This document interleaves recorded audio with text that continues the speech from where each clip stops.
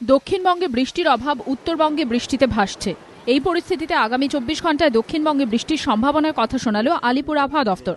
মৌসুমী অক্ষরেখা উত্তরবঙ্গ থেকে দক্ষিণবঙ্গের ওপর সরে যাওয়ার ইঙ্গিত মিলেছে, আর তার জেরেই দক্ষিণবঙ্গে বৃষ্টির সম্ভাবনা। তুলনামূলকভাবে বৃষ্টি বেশি হতে পারে মুর্শিদাবাদ, বর্ধমান, হুগলি, হাওড়া এবং পশ্চিম মেদিনীপুরে। কলকাতাতেও আকাশ মেঘলা থাকবে এবং কয়েক পশলা বৃষ্টি হতে পারে বলে জানিয়েছে আবহাওয়া অফিস। সেই পূর্বাভাস অনুযায়ী আজ বিকেলে কলকাতা সহ দক্ষিণবঙ্গের বিভিন্ন জেলায় বৃষ্টিপাত হয়। অন্যদিকে উত্তরবঙ্গবাসীর জন্য উদ্বেগের খবর, উত্তরবঙ্গের জেলাগুলিতে 24 ঘন্টা পর থেকে বৃষ্টির পরিমাণ আরও বাড়তে পারে বলে জানিয়েছে আলিপুর আবহাওয়া অফিস। দার্জিলিং, তরাই, ডুয়ার্স, মালদা, দুই দিনাজপুরে ভারী থেকে অতি ভারী বৃষ্টির সম্ভাবনা। এর ফলে উত্তরবঙ্গের বন্যা পরিস্থিতি আরও খারাপ হওয়ার আশঙ্কা। সঞ্চয়ন মিত্রের রিপোর্ট, এবিপি আনন্দ, কলকাতা।